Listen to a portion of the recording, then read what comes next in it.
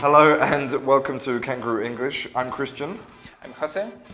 And today we are going to be studying modal verbs. Everything you wanted to know about the modal verbs. So, how do you feel about your modal verbs? Well, I'm not completely secure about my modal verbs, but yeah, the most of them I can. You can get by. You can manage. Yeah, I can manage them. Yeah. Tell us your story about learning English. Well, I started learning English because, first with my studies, and then because I want to go to United Kingdom to live, and to be there, to spend there some time. Did you have any problems understanding people when you first arrived? Yeah, lots of problems. Yeah. Okay. Especially when I've been living in Leeds. The accent there is terrible. Sorry, Leeds. It's terrible. So now you feel pretty confident you can understand most Well, of I can understand more, but yeah, I feel really more confident. Okay. Not completely confident, but more confident. Yeah, I think confidence is, really an important part of. But you need to spend time to be more confident, more confident. Yes, I think. There is no secrets to languages. Time and effort. Yeah, that's the only solution. Yeah, and practice as well. And a fantastic teacher. Yeah, it's true. Okay, well, let's go and study the modals. Okay. Here we have the 11 modal verbs in English. But immediately we're going to eliminate 5. All right. Now, we are eliminating will because it's for the future, and we're studying the future in another class.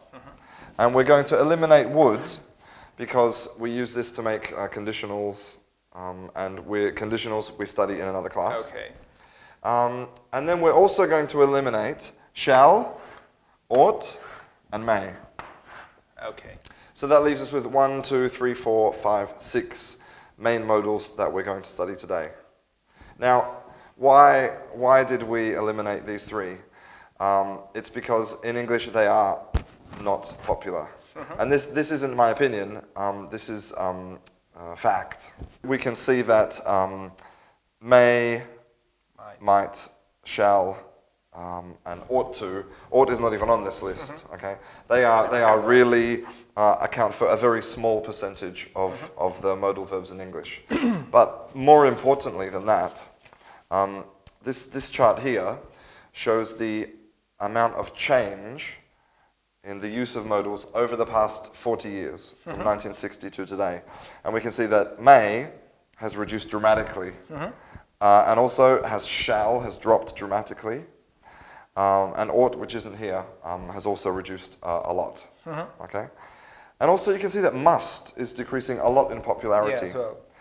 And that is because must is being replaced with have to. Okay, but we will talk about this when we talk about this verb. Okay, so before we start, we're going to look at some general rules about modal verbs. So the first thing is that a modal verb is not a true verb. It modifies another verb. So we always have to use a modal verb with another verb. Okay. It cannot exist on its own. Okay. The second thing is that modal verbs don't have conjugations. Okay, they don't have like a past tense or a future. Nothing, no conjugations. And again, no past tenses. Okay, they only exist in the present. Okay. They have no infinitives or participles, so we can't use them to make certain tenses. We can't use them in the continuous. It's impossible because there's no ing form, like coulding, canning, doesn't exist. They always form the negative with not. So, you add not after the modal to make the negative. They always form questions with inversion, so we put the modal at the front, okay? They are always followed by the bare infinitive, okay, which means the infinitive with no to. Okay. And they cannot be used together with other modal verbs. We cannot use 2 modal verbs together. Okay. So these are the general rules for modal verbs. The first verb we're going to look at is might. Might is used to express possibility. I might go to the cinema. I might eat pizza. I might do this. But it means that when I use might, I'm not sure. Maybe, maybe not. So I have some doubt. Okay. Okay. So here we can see the important tenses. So here we have present tense. He might eat pizza. Here we have the continuous. He might be eating pizza. Okay. So you can see we have to use it with the verb to be. To be. Okay. And you can see that it's followed. We have the verb to be, the bare infinitive, no to. Here, because the modal verbs have no conjugations, when we use it to talk about the future, like in this example, we have to use the context. So in this case, I've indicated tonight, which is the future. But if we are talking about what will you do in 2 weeks, the context exists. So I can use the modal, no problems. Okay. Here we have an example in the conditional. So if it rains, he might eat pizza. So we've substituted the future for a modal here. Yes. You can check out this in the conditionals class if you're not sure about this. Okay. And then the negative, he might not eat pizza. Okay. But there is one thing that's special about might, and that's when we use it to make questions. I said before that with modals, we make questions by inverting the subject and the modal verb, right? And so this is technically correct. Might he eat pizza? Okay, but the problem is that this construction with might in English is very, very formal. It sounds a bit like Shakespeare, it sounds. People don't say this. So if you want to use might in a question, you have to substitute might for do you think? You think he eats pizza? Do you think he eats pizza? Or do you think in the future, do you think he will eat pizza? So this is the more common way to use might for questions. The second thing that's special about might is that if we want to use it in the past, we have to use it with the perfect tense. So he might have eaten pizza. And this isn't a true past tense, okay? Because this is speculation now. I'm guessing. He might have eaten pizza, he might have not, but it's speculation now. Must in English is used for things that are obligations or for very strong advice. For example, if you go into a mosque, you must take off your shoes. It's an obligation. Okay. Or strong advice, like if you want to pass your exam, you must study. Okay? But although at the beginning I didn't cross must off the list, its popularity, as we saw before, is really declining a lot. And the reason is because it is being replaced with have to. So here we can see that in the 1960s, okay, must was used about the same amount of, the same percentage as got to and have to. About the same, about 40 words per 100,000 words. But now if we move forward to today, you can see that must has reduced to 16. Less than a half, yeah. And have to is increased up to 50. All right. So in general, in English, we only use must if it's very formal or if we really want to be very strong. Have to indicates obligation, strong advice, but it's a little bit softer, a little bit more English. So have to is a more soft way to say something that you need to do. Exactly. Okay. It's softer, and so you probably have heard this have to, like I have to do this, I have to do that. And probably you've also heard the other version, which is have got to. Okay? And especially in American English, people say, I gotta. Which is this, basically, I've got to. So I gotta go to the doctor, I gotta do this. But it's the same verb. Okay? So we're indicating obligation or an instruction or something like this. Here we have all the conjugations of have to or have got to. I have to work today, present tense. I will have to work tomorrow. Future. So you can see that typical English, this is breaking the rule. This is called a semi-modal. Because look, here we have an official conjugation for the future. And here you can see we're using the auxiliary, okay? And here you can see for the past tense that yes, we have conjugated this verb. So have to is a little bit special because yes, we can conjugate it. But one thing that's very important, if you're using have to, then we conjugate it like this. But if you use have got to, then it's the same difference between the verb have and have got. You have to conjugate have and not use the auxiliary. So for example, I don't have to work.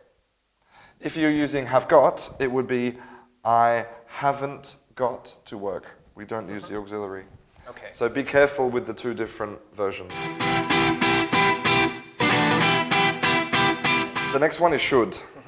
Should in English indicates strong advice, but it doesn't indicate an obligation.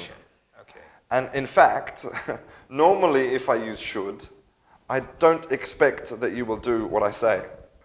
It's like an advice. It's like an advice, but it's very strange because I'm giving you the advice because I don't think you will do it. Okay. Strange. Like, for example, you should study more for your exam. But I'm not going to do it. Exactly. Or I think you're not going to do it. So now here we have the conjugations of should. So present tense, you should study more. Continuous, you should be studying more. Again, we're using the verb to be. Again, we have to use the context to indicate the future. Tomorrow, yeah. The substitution here in the conditional. The negative with not. And here we have our question. So we have the inversion, should you study more? Yeah. But there is one special thing about should, and that's when we use should in the past. Should in the past tense, we make it with the perfect, similar to might have, should have. And what it indicates is there was something sensible or a good idea that you didn't do in the past. So you didn't study, and I'm telling you that it was a good idea. You should have studied more. I don't know if you remember, but on our list of modal verbs at the beginning, we had can and could. Yeah. Now, maybe you think that can and could are the same verb, but just, present and past or something. Yes. But no. They are two separate verbs with two completely separate meanings. So can, this can is for ability and permission. So for example, I can ride a bicycle. I have the ability to ride a bicycle. Or if I ask you, can I eat in the library? I'm asking for your permission. To eat in there, yeah. Yeah. And this verb can is special because it exists in 4 different forms. Can is different because it exists in 4 forms. And actually, it does have a conjugation for the past. Okay? But it depends whether you're talking about ability and permission in a general way, or whether you're talking about ability and permission in a specific situation. Okay? For example, in the present tense, I can ride a bicycle. Okay? In the past, we conjugate the modal and we use the past. I could ride a bicycle. This was my general ability. I could ride a bike. But if we want to talk about a specific situation, we would substitute for this. I was able to ride my bike in the library. Okay. So this is ability in a specific situation. And then this is permission in a specific situation. Like, for example, my mum allowed me to eat the chocolate cake. All right. So my mum gave me the permission in this specific situation to do something. It wasn't like a general permission in the past. I use you are not allowed because it sounds more light. It's not, you cannot go there. It sounds more rude, more... Yeah, I know what you mean. It sounds a bit more strong, doesn't it? Yeah. But also it's different because when you use are allowed, you are specifically indicating permission. But if you say you can't, maybe it means he doesn't have the ability I don't know if it's ability or permission. Like imagine if I say, you can't walk in there. All right? It could be that I don't have the permission to walk, or maybe because... Maybe it's water and that's it. Exactly, and I will... So you are not allowed to specify the permission. Okay, okay. I shouldn't say, I can eat a chocolate cake. If you say, I can eat a chocolate cake, then that means that in all of your life, every day, you can eat a chocolate cake. Okay. But if you want to say, right now, imagine we're in a restaurant, and I say to you, can you eat chocolate cake? And you say, yes, I am able to eat chocolate cake. Okay. Sounds weird. And it's also very important because you know that we cannot use two modals together. Okay. So for the future, for example, I cannot say, I can eat pizza. We have to say, I will be able to eat pizza. So these are special versions of the modal verb that we can use with other verbs. So this is the first can, okay? And this could is not the same as the next could, which we will study now. Okay. Then we have could, the other could, the second could. The second one. Yeah. And this could is to indicate possibility. So it's very similar to might, okay? So it has nothing to do with your ability or your permission. And this version of could has completely different conjugations. So when I look at the verb, then I know whether we're talking about ability and permission or whether we're talking about possibility. These are the conjugations for could. So you can see here present, Maria could wait. Present continuous, Maria could be waiting, again with to be. The future, we have to indicate the future with the context or with a word. The conditional, if it rains, Maria could wait, substituting here with the could. And to make questions, could Maria wait? Now, let's look at the negative. If we use the negative of the verb, then it indicates that something is impossible, like in the past. Maria couldn't wait. It was impossible for her to wait. So we're taking something in the positive form, it's something possible. The negative, impossible. Impossible. Now, this is the past, okay? This is the past of could. So again, you see we make this could with the perfect tense, which is different to the verb can, right?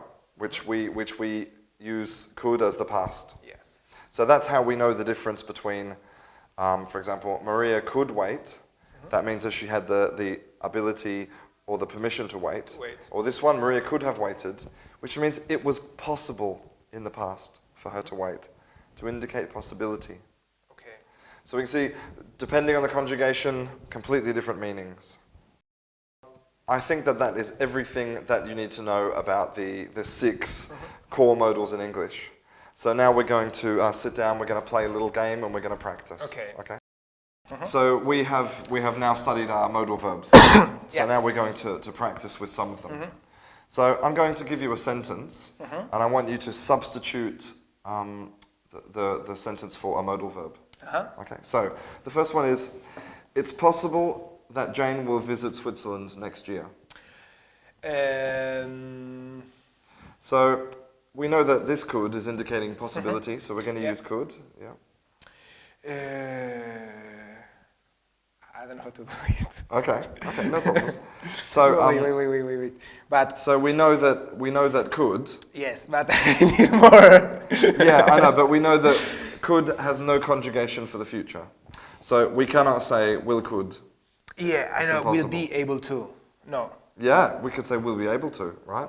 But the problem is. But be able to is ser capaz de. It's not. Yeah. So it's more to talk about ability. Remember?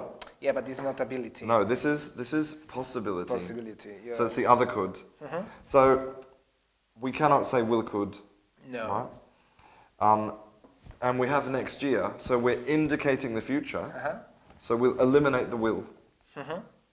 And it's possible is the verb. So we eliminate this. Yeah, right. So we say Jane could visit Switzerland next year. Perfect.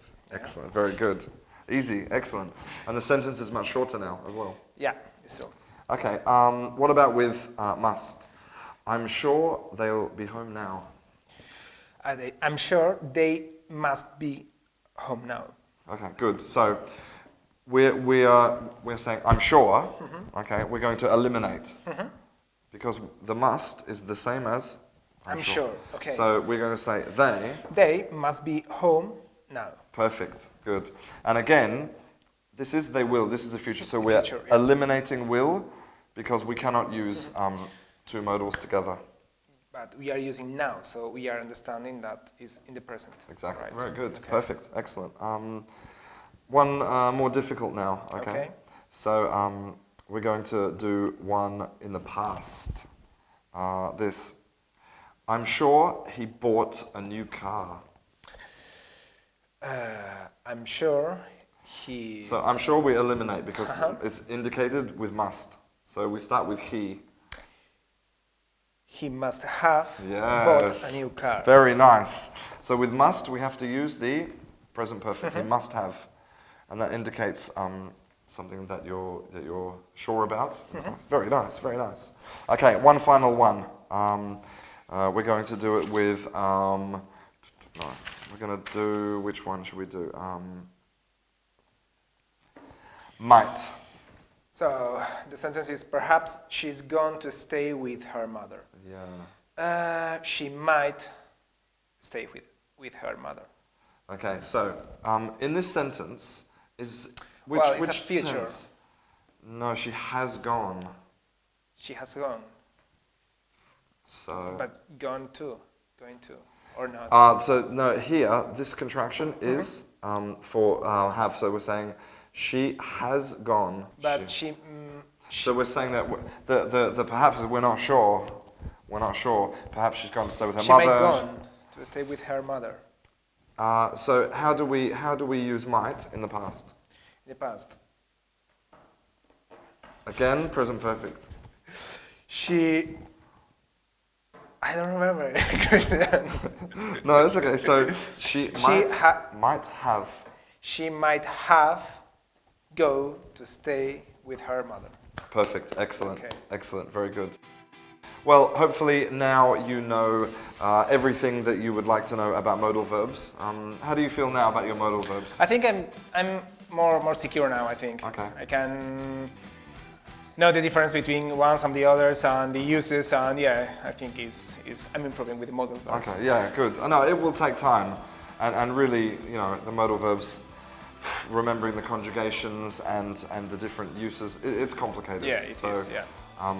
Time and effort and practice. Yeah. If you would like to see any more videos about grammar, pronunciation, vocabulary, or if you would like to see more Xosé, then don't forget to subscribe to Canguro English.